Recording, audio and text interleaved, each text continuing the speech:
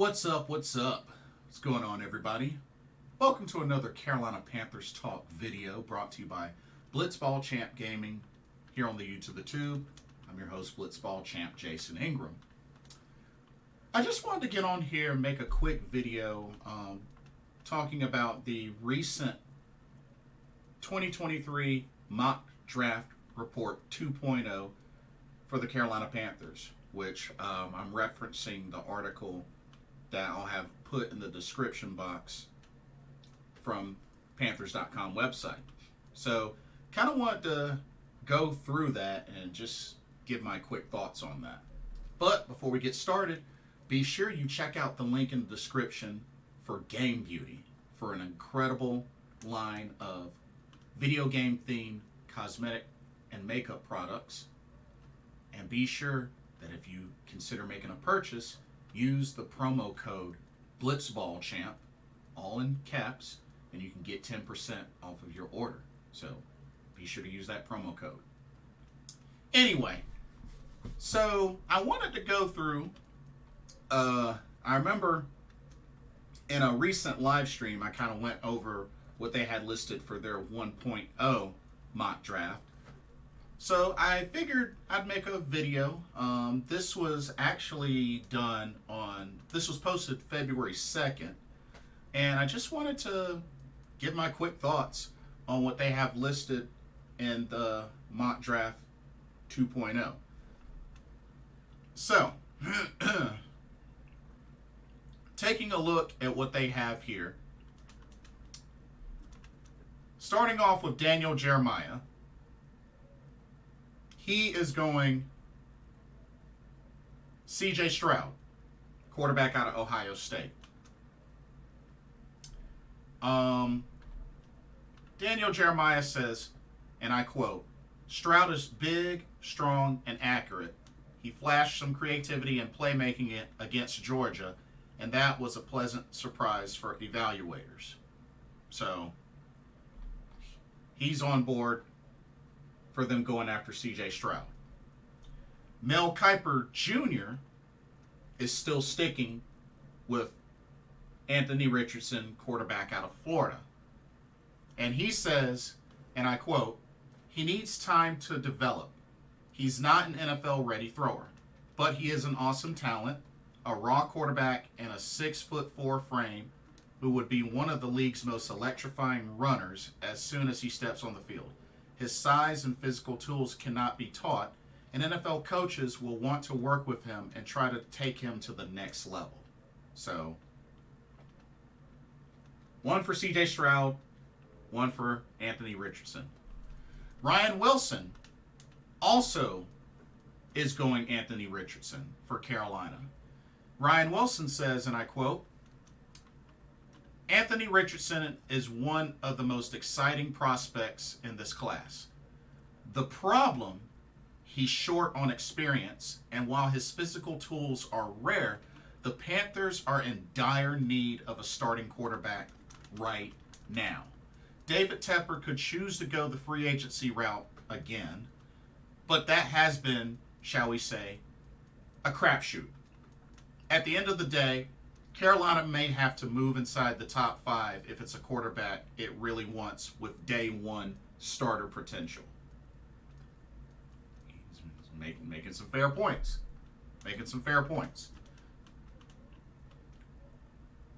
Michael Renner is also going Anthony Richardson.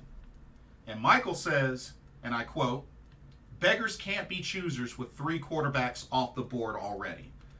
The Panthers are certainly going to be the beneficiaries of a deep quarterback class. Richardson offers the kind of tools that can go number 1 overall, but he will likely fall to this point because he lacks the polish and experience to see from most first-rounders. He earned an 80.1 overall grade in his first season as a starter." So, specific things to note. Here's an interesting one. Nick Baumgardner is actually going wide receiver Jordan Addison out of USC. He says, and I quote, Jordan Addison certainly helped make Caleb Williams' debut season at USC a special one, although Williams propped up Addison last season more than the other way around. There are question marks with all the receivers toward the top of the list, including Addison, who has to continue developing general play strength. I don't know. I really don't see us going a wide receiver in the first round, personally. I don't see it.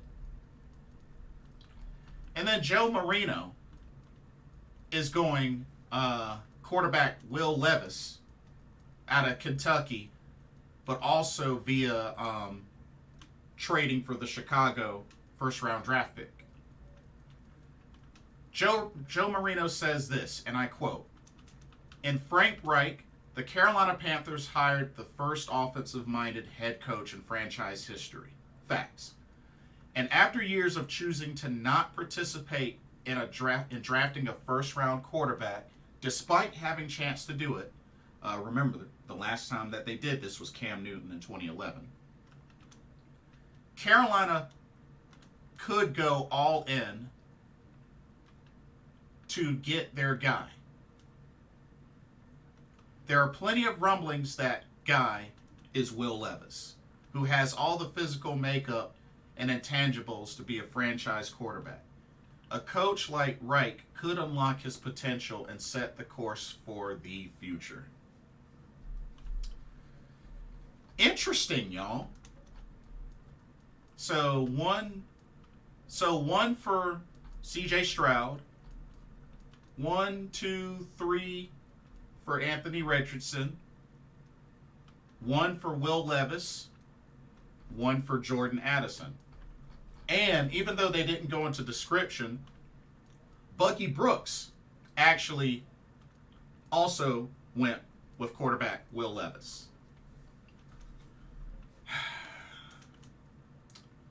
Well,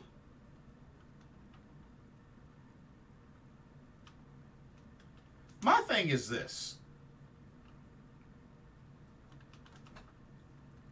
I really feel like there's been a lot of rumblings with a lot of these mock drafts with Carolina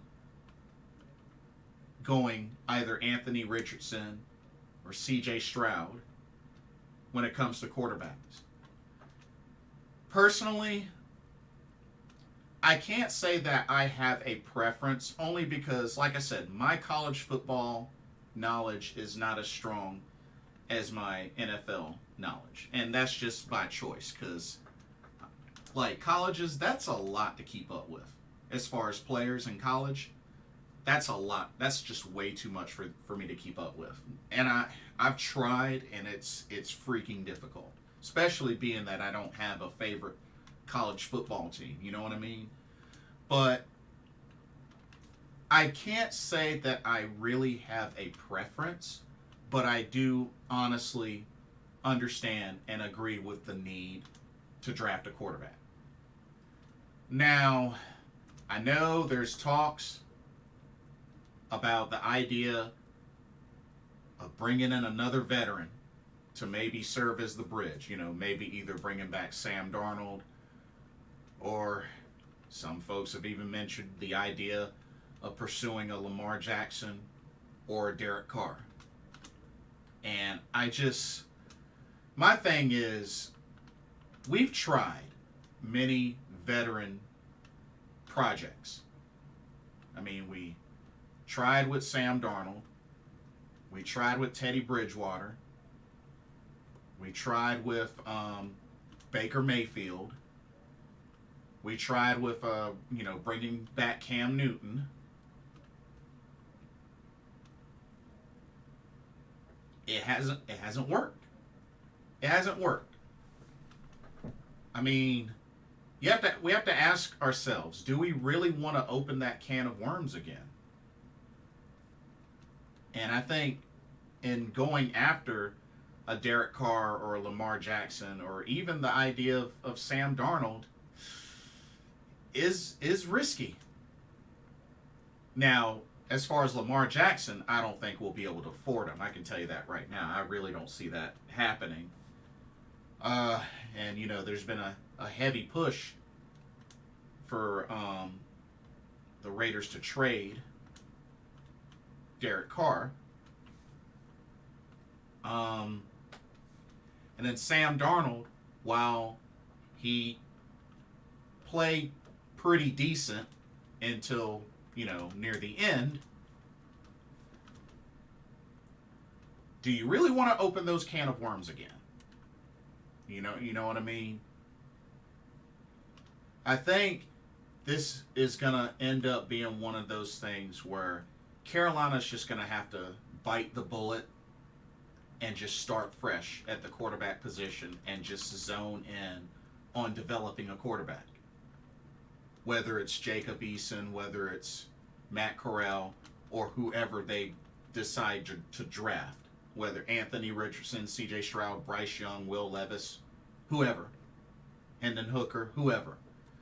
But I think being that and having a coach like Frank Reich, who has a lot of experience with offense and building up quarterbacks, I think this just has to be one of those where they may have to just go in on developing a quarterback and just start fresh. Now, whether they trade up to get C.J. Stroud or, go for Anthony Richardson or let Anthony Richardson fall to them or whatnot, that remains to be seen. But, I mean, I just feel like, I think as fans, I think we've dealt with enough of the veteran projects.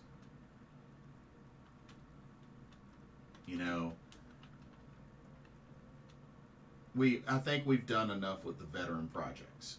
Sam Darnold, Teddy Bridgewater, Baker Mayfield, Cam Newton. I mean, that's 4 right there. That's 4. So I think we need something fresh.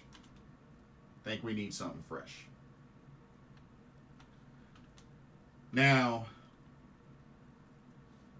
I'm hearing a lot of different mixed opinions about quarterbacks when it comes to, Will Levis, Bryce Young, C.J. Stroud, Anthony Richardson. With C.J. Stroud, that seems to be a lot of people's favorites from what I've been hearing. But at the same time, history has shown that Ohio State quarterbacks haven't really done too well in the NFL. And unfortunately, that's a fact. Now, I don't know how well this will play into this time around.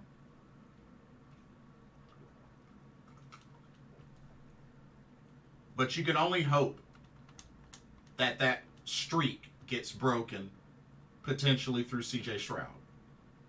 But it remains to be seen. But history has shown that there hasn't been a lot of success from Ohio State quarterbacks in the NFL. It's unfortunate, but it's true. Bryce Young, a lot of folks are saying that he's a little small. He's a little too small. Will Levis, some are saying he has the tools. A lot of folks are saying that he's just not the guy. He's had some injury struggles. But the ability is there. The ability is there and can be built up even higher. But some even say, despite the injuries and maybe not being the favorite, there are many saying that he could be the most day one starter ready quarterback. Now, I don't know if that's true, but that's what I've heard.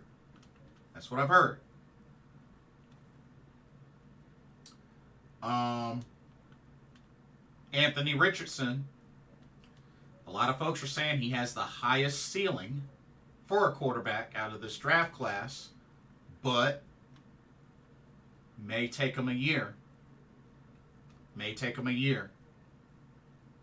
A year of just sitting back and just learning, watching, and developing. Now, as fans, are y'all willing to let that happen? If we were to draft Anthony Richardson, are y'all willing to let that happen?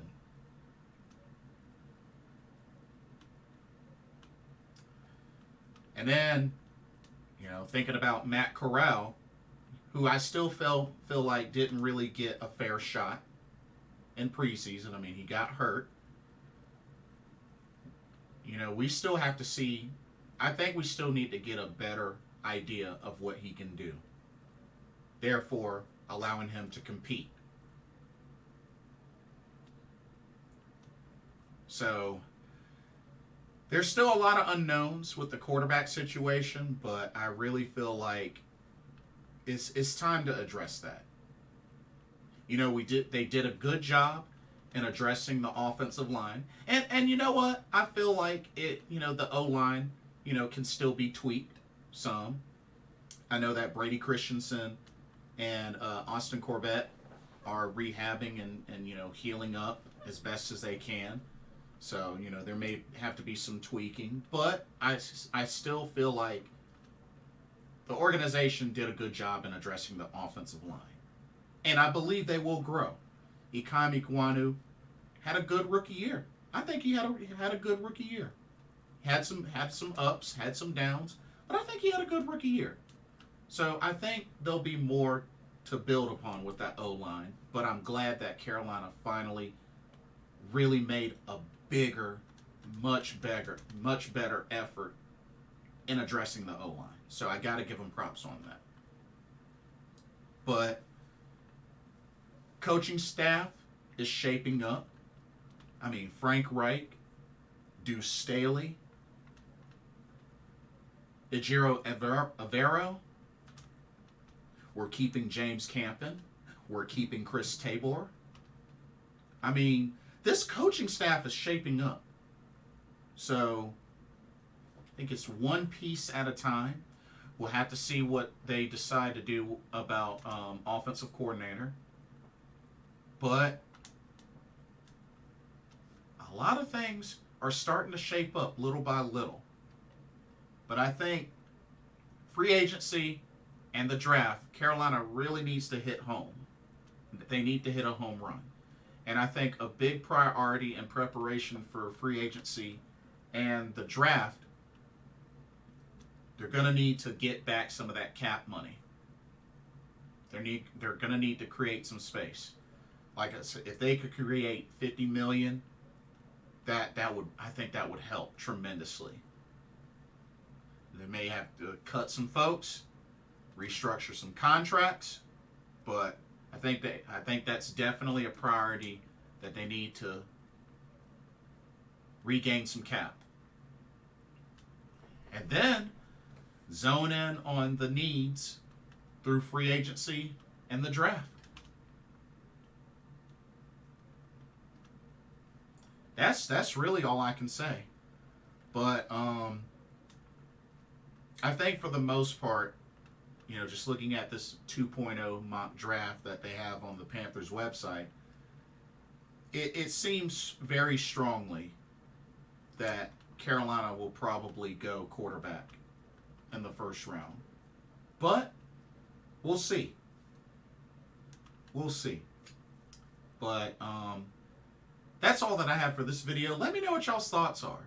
Let me know what y'all's thoughts are on the this mock draft report, and I'll put the link in the description so everybody can follow along. But yeah, let me know what y'all's thoughts are. And like I said, don't forget to check out the link to Game Beauty as well. And don't forget to like, comment, and subscribe. Hit that notification bell while you're at it. Thank you so much for watching. Keep pounding for another Carolina Panthers Talk video brought to you by Blitzball Champ Gaming here on the U to the Tube. I'm your host, Jason Ingram. Hope everybody has a blessed rest of your evening, and I will see y'all in the next video. Take care. Peace out.